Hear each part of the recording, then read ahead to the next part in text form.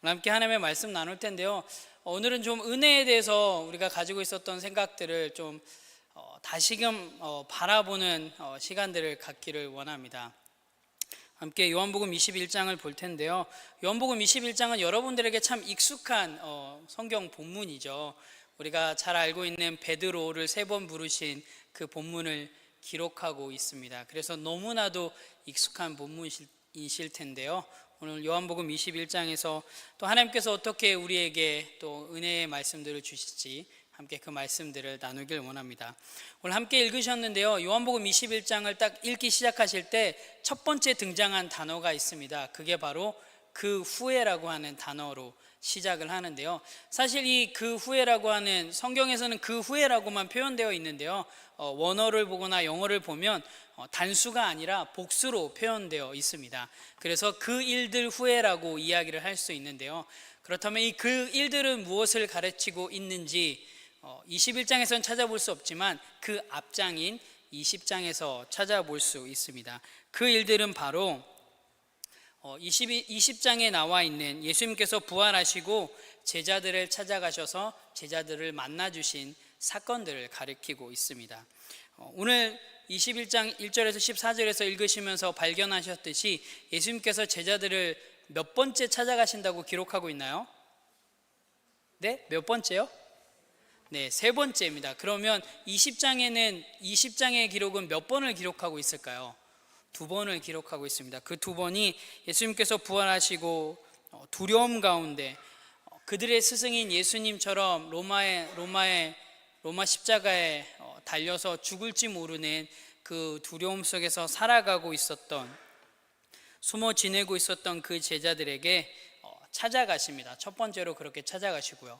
2번째는 예수님께서 부활하셨다라고 하는 그 소식을 들고 온 제자들의 이야기를 듣고도 나는 예수님의 손가락과 옆구리에 손을 넣지 않고는 예수님의 부활하심을 믿을 수 없다라고 이야기하고 있었던 회의주의자였던 그 도마를 찾아간 그 2번째 이야기를 20장에서 기록하고 있습니다. 그리고 그 후에 그 2번에 찾아가신 그 사건들 후에 예수님께서는 제자들을 다시 한번 찾아가십니다. 그 이야기가 오늘 요한복음 21장에 기록되어 있습니다. 여러분, 예수님께서 성경의 기록들을 잘 살펴보면 예수님께서 누군가를 방문하실 때는 항상 그 방문의 목적을 가지고 방문을 하셨습니다. 예수님께서 찾아가실 때는 우연한 만남들이 없었습니다.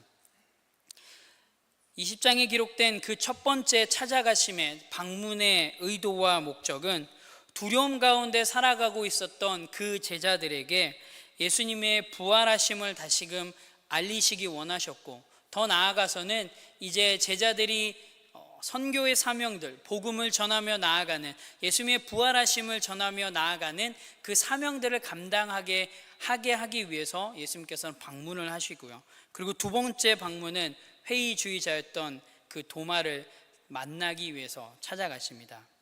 그리고 21장에 기록된 이 3번째 방문의 목적은 우리가 잘 알고 있듯이 예수님을 3번이나 부인했던 그 예수님의 나름 오른팔 수제자였던 그 베드로를, 좌절 가운데 절망 가운데 살아가고 있었던 그 베드로를 다시금 일으켜 세우시기 위해서, 회복시키시기 위해서 예수님께서는 찾아가셨습니다.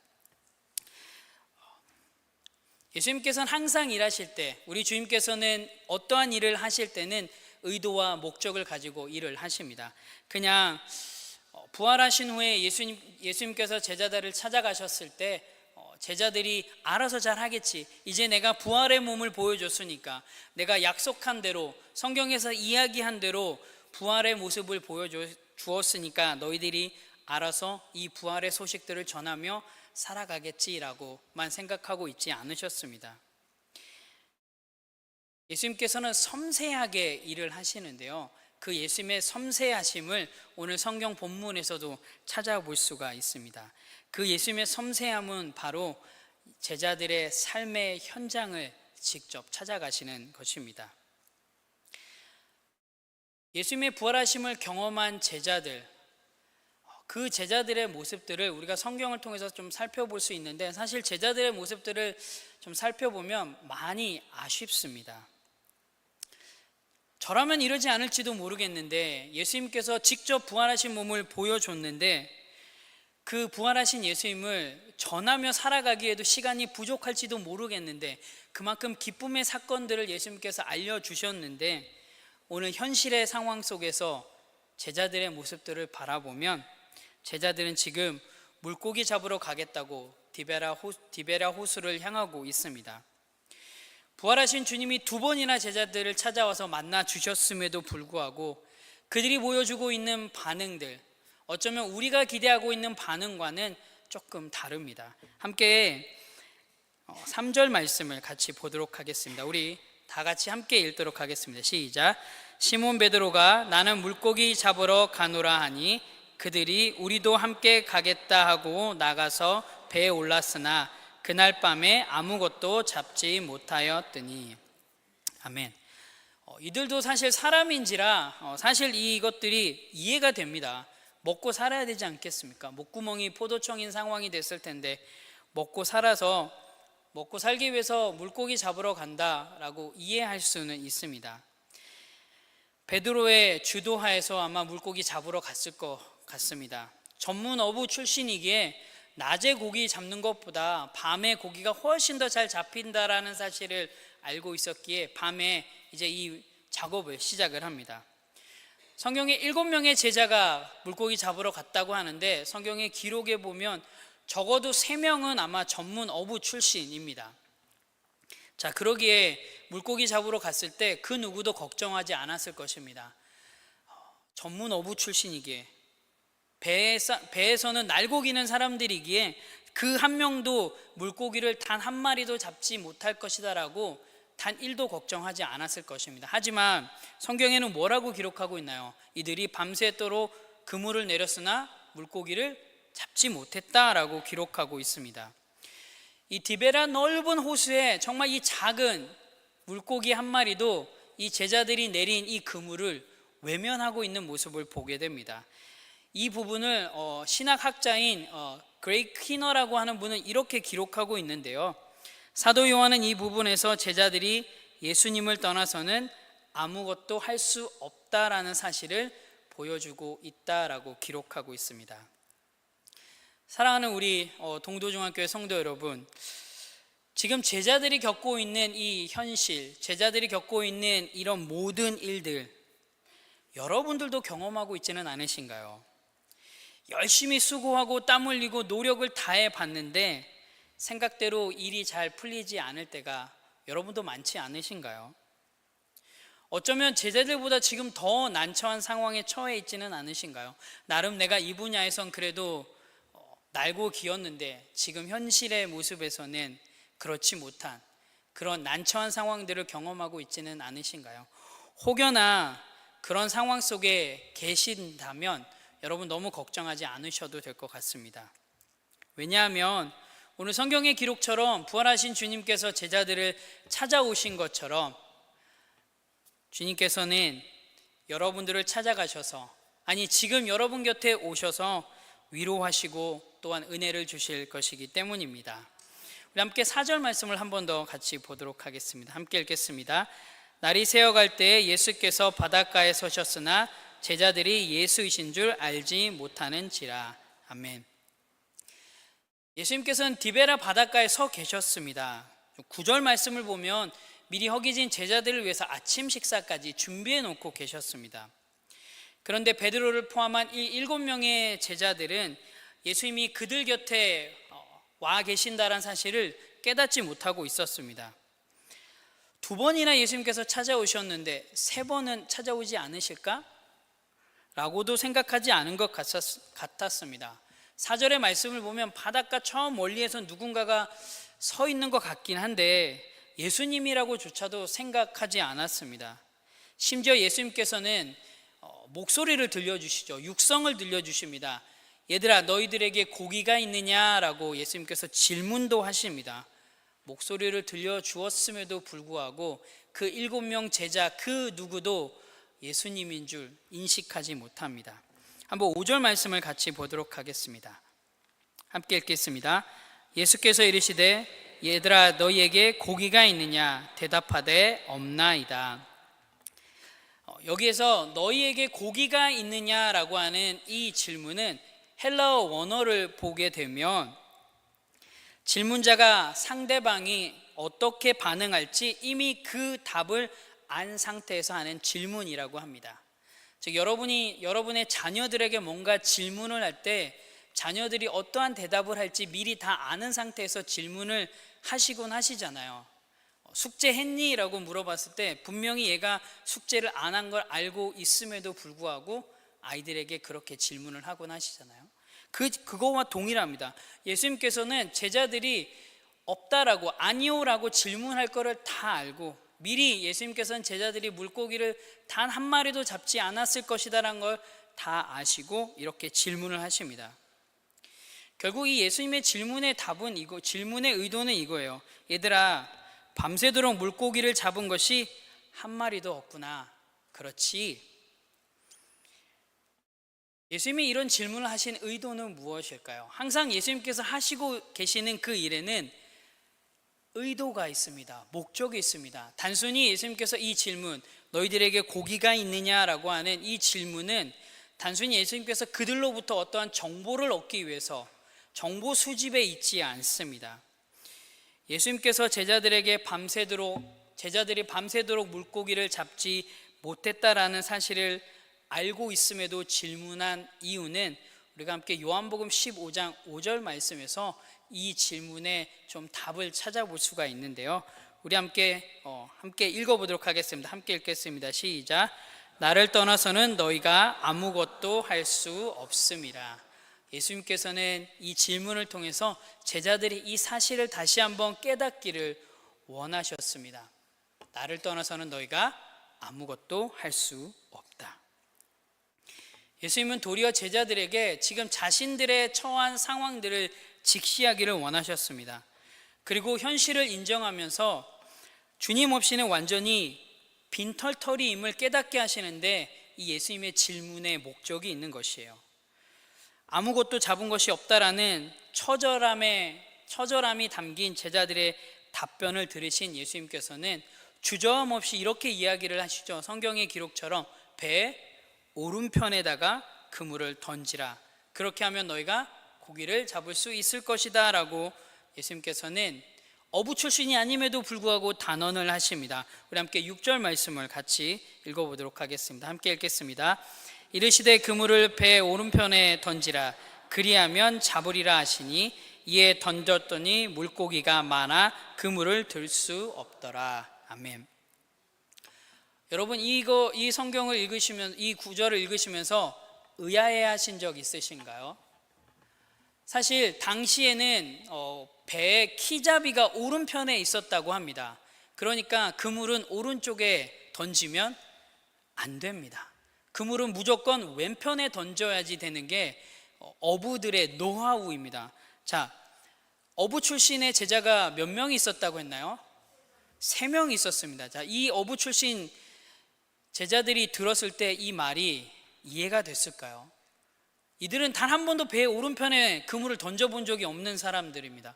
배 왼편에 던졌지. 그런데 예수님께서는 단언하시죠. 너희가 오른편에 그물을 던져봐라. 그러면 고기를 잡을 것이다. 어찌됐든 제자들은 이해할 수 없는 이 예수님의 이야기지만 순종해서 배 오른편에 그물을 던졌습니다. 성경에서 어떤 일이 일어났다고 기록하고 있나요? 물고기가 많이 잡혔다라고 이야기를 하죠. 몇 마리가 잡혔다고 기록하고 있나요?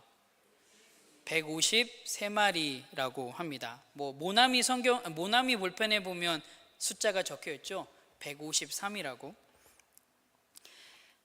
153마리의 고기가 잡히는 엄청난 기적이 일어납니다. 자, 이 디베라 바다에서 일어난 이 엄청난 이 기적의 사건들은 두 가지 인생의 극명한 차이점을 보여주고 있는데요. 그것이 무엇이냐면 주님 없이 스스로 해보려는 인생과 주님 말씀 따라 사는 인생, 이 두 인생의 극명한 차이점을 보여주고 있습니다. 스스로 해보려고 했던 제자들, 자신의 노하우와 자신의 실력을 믿고 바다를 나가서 물고기를 잡아보려고 했던 그 그들은 아무것도 못하게 됩니다. 하지만 주님의 말씀에 순종하고 주님을 의지해서 말도 안 되지만 배의 오른편에 그물을 던졌을 때 그들은 153마리라고 하는 숫자가 중요하진 않습니다. 기억하지 마십시오. 숫자는 안 중요합니다. 엄청난 숫자의 물고기를 잡게 되는 기적을 경험하게 됩니다. 이 사건을 통해서 성경은 우리에게 이렇게 이야기하고 있습니다.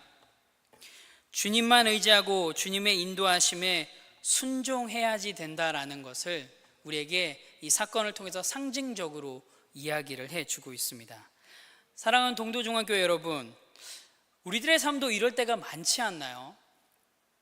열심히 살았는데 내 삶에 최선을 다했는데 내가 가지고 있는 노하우를 다해서, 내가 가지고 있는 실력을 다해서, 내가 가지고 있는 인맥을 다해서 정말로 최선을 다했는데, 잠 안 자면서 노력을 다했는데 때로는 왠지 허탕만 친 것 같은 그런 삶을 산 적이 아마 여러분들도 참 많으셨으리라고 믿습니다. 열심히 교회 봉사도 하고 열심히 여러 부서에서 보이는 곳, 보이지 않는 곳에서 최선을 다해서 헌신을 했는데 어떤 누군가의 그 한마디로 말미암아 나의 헌신과 나의 수고와 나의 노력이 마치 물거품 된 것처럼 느껴졌을 때가 여러분 많으셨으리라고 생각합니다. 혹여나 여러분 지금 그런 상황에 계시다면 여러분 꼭 기억하셨으면 좋겠습니다. 오늘 제자들에게 예수님께서 말씀하고 있는 내용을 여러분 꼭 기억하십시오. 우리는 주님을 떠나서는 아무것도 할 수 없는 존재라는 것을 여러분 꼭 기억하십시오. 그리고 솔직히 인정하는 겁니다. 뭐를 인정하냐? 나보다 나를 더 잘하시는 주님을 신뢰하고 나아가는 것이 최선이란 것을 여러분 인정하고 나아가십시오. 그러면 여러분이 혹여나 그런 허탕진 것 같은 그런 생각들이 위로가 되고 회복이 되리라고 믿습니다. 마치 찬송가 가사의 고백처럼 의지하고 순종하는 길은 예수 안에 즐겁고 복된 길이다. 이 사실들을 꼭 명심하며 나아가는 우리 모두가 되기를 주님의 이름으로 축원합니다. 아멘. 밤새 허탕친 헛수고의 공허함에 짓눌려 있던 제자들은 우리가 잘 알다시피 엄청난 포획의 기쁨들을 누립니다. 그런데요, 성경은 단순히 이 포획의 기쁨에 멈춰 있지 않습니다. 더 복되고 더 은혜로운 사건들이 제자들을 기다리고 있고요. 지금 오늘 이 본문을 읽고 있는, 본문을 바라보고 있는 저와 여러분에게도 더 놀라운 하나님의 은혜가 우리를 기다리고 있습니다. 함께 우리 9절 10절 말씀을 같이 보도록 하겠습니다. 함께 읽겠습니다. 육지에 올라보니 숯불이 있는데 그 위에 생선이 놓였고 떡도 있더라. 예수께서 이르시되 지금 잡은 생선을 좀 가져오라 하시니. 아멘. 밤새 물고기 잡느라 아마 허기졌을 그 제자들을 위해서 예수님께서는 아침 식사를 준비해 놓으십니다. 그리고 예수님의 명령에 순종했을 때 기적적으로 포획하게 된 물고기를 가져오게 됩니다. 예수님의 제자 중 가장 성격이 급했던 베드로가 아마 그물을 끌어올렸을 것이고요, 물고기 숫자를 세기 시작했을 것입니다. 153마리라고 하는 물고기가 잡혔음을 확인하게 됩니다. 예수님의 말씀 단 한마디에, 말도 안 되는 말이었지만 그 예수님의 말씀에 순종했을 때 153마리라고 하는 물고기가 잡히는 기적을 제자들은 경험합니다. 물론 주님을 따름에 있어서 제자들도 많은 어려움과 고통이 있었을 것입니다. 하지만 갈라디아서 6장 9절의 고백처럼 때가 이르면 반드시 거둘 것이라고 하는 그 하나님의 말씀처럼 제자들은 지금 그 물고기 153마리 엄청난 그 포획의 사건에 집중하고 있었습니다. 그런데 성경은 단순히 그 153마리라고 하는 엄청난 물고기 포획의 그 기적에 집중하고 있지 않습니다. 여러분도 그것에만 집중하지 마십시오. 혹여나 예수님 말씀에 순종하면 여러분 삶 가운데 이런 153마리를 포획하는 기적들이 있을 것이다 라고 하는 것에 여러분 너무 집중하지 마십시오. 우리가 여기서 더 집중해야 될 부분이 있습니다. 그게 무엇이냐면, 큰 물고기 153마리가 잡혔음에도 불구하고 여러분 그물이 끊어지지 않았다라는 사실을 여러분 집중하셔야지 됩니다. 그물이 조금도 손상되지 않았다. 왜 이것에 집중해야지 되냐? 제가 함께 나누도록 하겠습니다. 당시 그물은 아마나 대마로 만들어져 있었다고 합니다. 그래서 사실은 손쉽게 그물이 끊어졌다고 합니다. 그래서 성경의 기록에도 보면 사도 요한조차도 아버지 배에서 그물을 수선하고 있을 때 예수님의 콜링을 받게 되는 것을 볼 수 있습니다. 즉 153마리라고 하는 이 엄청난 중량의 무게를 견뎌낸 것이 여러분 또 다른 기적이라는 사실입니다. 처음에 베드로와 세베대의 아들을 부르실 때도 여러분 성경에서는 똑같은 포획의 기적을 기록하고 있습니다. 그런데 그때는 오늘의 요한복음 21장의 기록과는 좀 다르게 기록되어 있습니다. 뭐라고 기록되어 있는지 아시나요? 그때는 그물이 끊어졌다라고 기록하고 있습니다. 그물이 찢어졌다라고 기록하고 있어요. 자, 그렇다면 몇 년 사이에 누군가에 의해서 새로운 그물이 발견되어졌을까요? 동일한 그물을 사용하고 있는데 왜 그때는 그물이 끊어지지 않고 그때는 그물이 끊어지고 왜 지금은 그물이 끊어지지 않았을까요? 혹시 그때 더 많은 고기를 잡았기 때문에 끊어졌고 지금은 그때보다 적은 물고기를 잡아서 끊어지지 않았을까요? 우리는 기적이라고 하는 표현들을 이렇게 표현합니다. 말기 암 환자가 치유가 되면 우리는 기적이라고 이야기를 합니다. 그런데 다르게 좀 기적을 좀 바라봤으면 좋겠는데, 여러분 스트레스는 암의 요인 중에 가장 넘버원 요인이 스트레스라고 이야기를 하죠.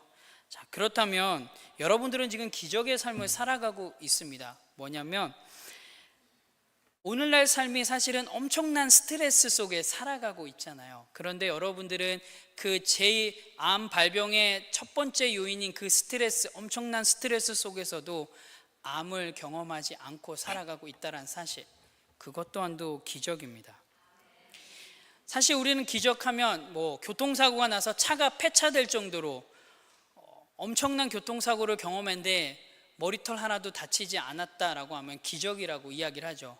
그런데 반대로 기적을 바라보면, 여러분 오늘 교회에 오실 때 교통사고 경험하지 않으시고 교회에 오셔서 지금 이 예배당에 앉아 계신 것에 대해서 여러분 기적이라고 생각해 보신 적 있으신가요?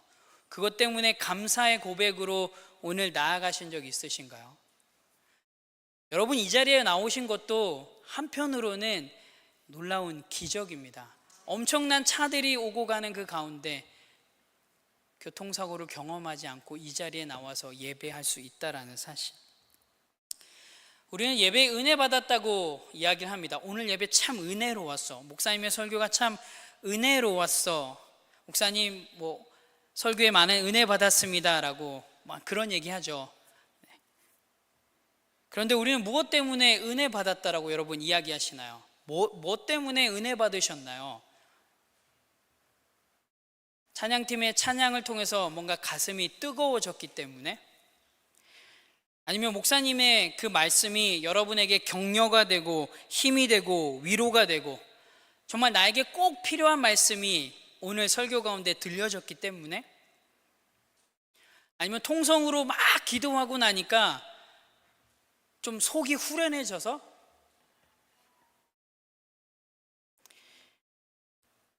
반대로 좀 생각하면 내가 모르는 찬양을 찬양팀이 부를 때, 성가대가 오늘 틀렸다고 하는 거 아닙니다. 성가대가 화음이 틀리고 삑사리가 났을 때, 목사님의 설교가 지루하고 재미없고 따분할 때, 주일 대표 기도가 너무 길 때, 여러분 그럴 때도 은혜 받았다고 이야기하실 수 있으신가요? 단지 예배 드릴 수 있음에, 이 자리에 나올 수 있음에 여러분 정말 감사하고 나아가신 적이 있으신가요? 솔직히 여러분 별로 없으시죠? 저도 그렇습니다. 솔직히 우리는 예배 은혜 받았다라고 하면 뭔가 즉각적인 반응들이 나에게 일어날 때 우리가 은혜 받았다라고 이야기를 합니다. 우리는 즉각적인 기도의 응답, 즉각적인 반응, 즉각적인 행동에 더 관심을 갖습니다. 그래서 기적을 이야기할 때는 그런 즉각적인 치유와 회복에 더 관심을 갖습니다. 그런데요, 우리가 동일하게 바라봐야 될 시각들이 있는데요, 그게 뭐냐면 보존의 은혜입니다.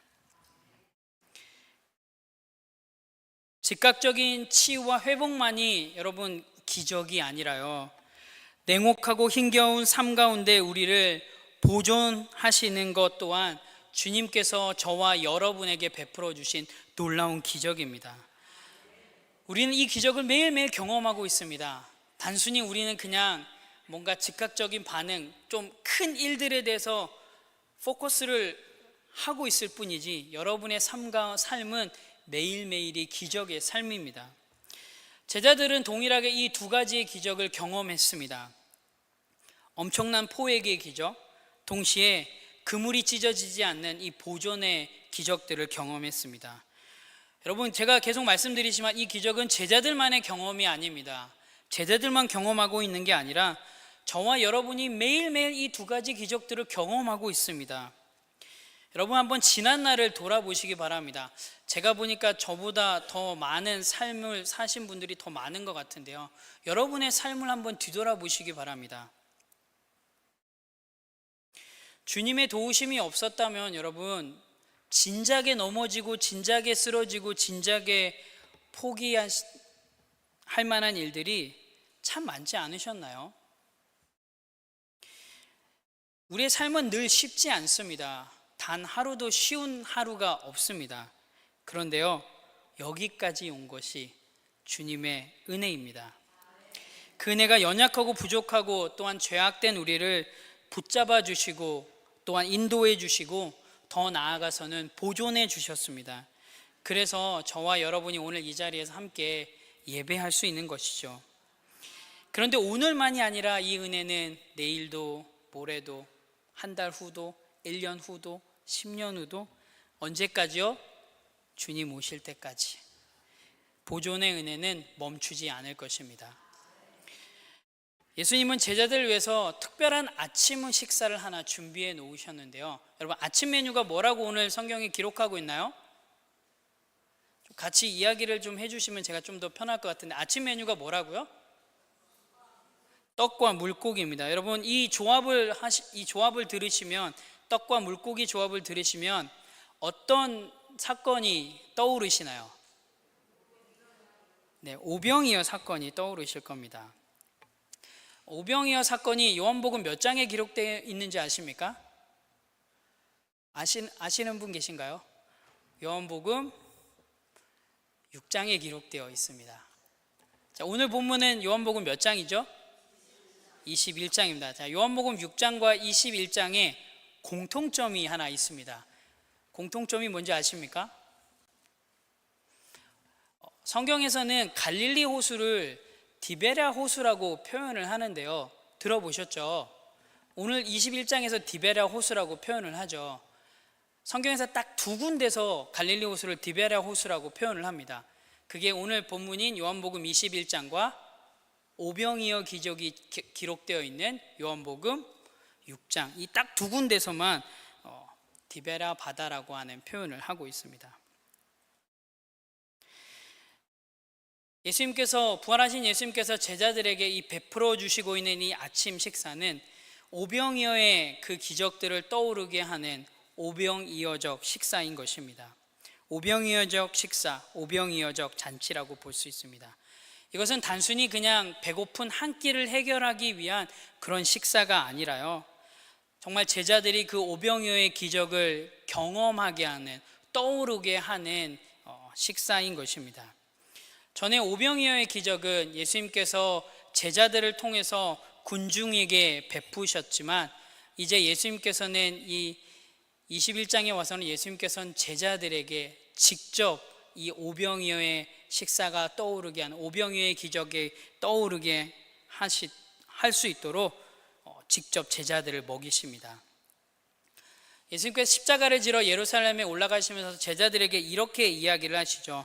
너희 중에 누구든지 으뜸이 되고자 하는 자는 모든 사람의 종이 되어야 한다.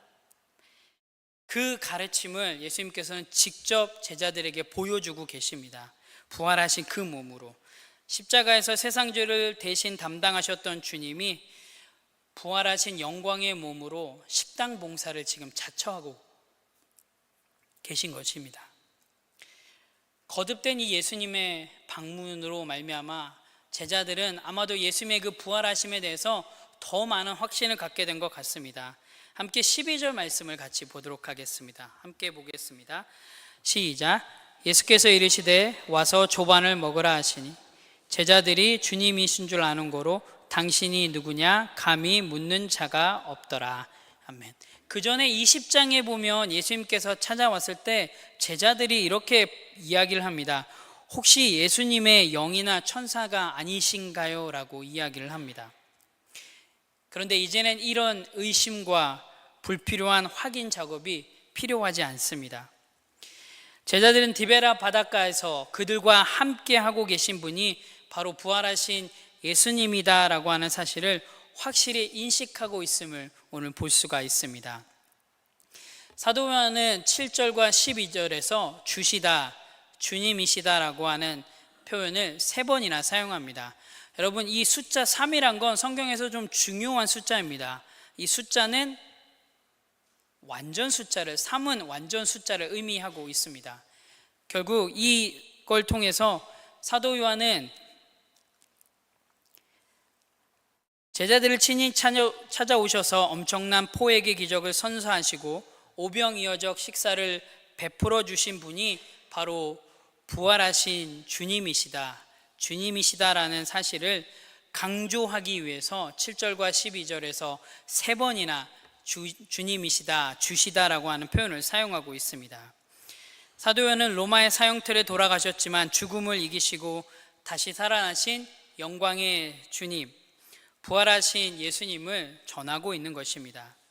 죽음을 이기시고 다시 살아나셔서 3번이나 낙심한 제자들을 찾아가 주신 주님이 지금도 저와 여러분을 찾아오셔서 역사하고 계십니다.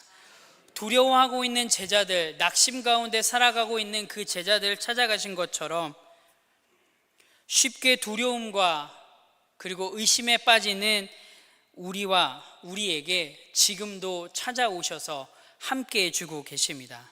그래서 이 제자들이 한 고백, 주님이시다, 주시다라고 하는 이 고백이 이제 제자들만의 고백이 아니라 저와 여러분의 고백이 되어야 될 줄로 믿습니다. 사랑하는 성도 여러분, 주님이시다, 주시다라는 고백을 여러분 하시고 누군가로부터 그 고백을 들었을 때 여러분의 가슴은 뛰고 계신가요? 정말로 뛰고 계신가요? 오늘 성경의 베드로는 주님이시다, 주시다란 이 고백을 듣자마자 그의 흥분감을 감추지 않습니다. 그리고 앞뒤 가리지 않고 물로 뛰어듭니다. 여러분들은 이 정도의 흥분감을 주님이시다, 주시다라는 고백을 통해서 느끼고 계신가요? 여러분의 삶 가운데 역사하시는 주님을 매일매일 고백하시기 바랍니다. 언제 어디서든지 그리고 어떠한 상황 속에서도 누구를 만나든지 저와 여러분의 입술을 통해서 주님이시다라는 고백이 끊이지 않기를 원합니다. 왜일까요? 왜 이 고백이 끊이지 말아야지 될까요? 주님이시다라고 하는 이 고백이 끊이지 말아야 될 이유는 바로 그 주님이 우리의 복된 소식, 복음이기 때문입니다. 여러분, 우리는 항상 넘어지잖아요. 매일매일 넘어집니다. 한 목사님이 이런 얘기를 하셨어요. 우리 교회에서 가장 은혜가 있는 곳은 우리 교회 주차장이다. 들어보신 적 있으신가요? 예배 때 막 은혜 받았어요.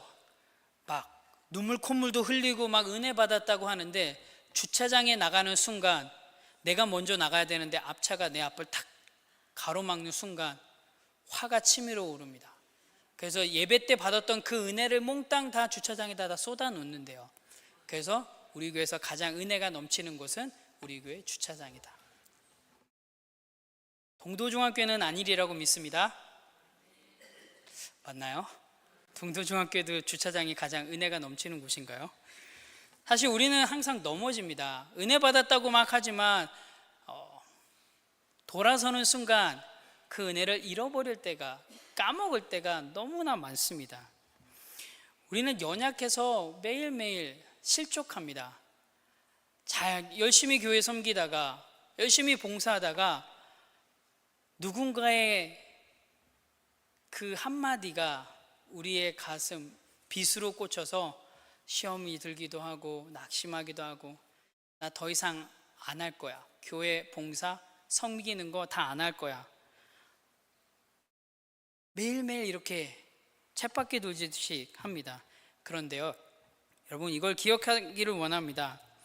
우리는 연약하고 우리는 항상 넘어지는데요, 우리와 함께 하시는 주님은 완전하십니다. 그 완전하신 주님이 매 순간 우리를 찾아오셔서 위로하시고 또 은혜를 주시고 또 기적을 베풀어 주시고 또 보존의 기적들 또한 베풀어 주실 것입니다. 그래서 우리가 경험하고 있는, 아니 지금도 경험하고 있는, 또한 더 나아가 앞으로도 경험할 그 주님의 놀라운 은혜를 매 순간 여러분 주변에 전하시길 바랍니다. 여러분, 우리가 건강한 성도, 제가 섬기고 있는 뉴라이프 성도의 캐치프레이즈가 건강한 교회, 건강한 성도입니다. 그러면서 항상 하는 말이 있어요. 우리는 성경대로 실행하고 실천하는 사람들이다. 성경에서 이야기하는 대로 실행하고 실천하기 위해서 여러분 부단히 노력하십시오. 물론 저도 쉽지 않습니다. 성경에서 이야기하는 대로 살아가는 거, 저도 사람인지라, 목사이지만 사람인지라 쉽지 않지만 노력합니다. 우리 함께 이렇게 말씀대로, 성경에서 이야기하는 대로 실행하고 실천할 때 정말 우리 가운데 주시는 그 놀라운 은혜가 더 깊이 인식되어집니다.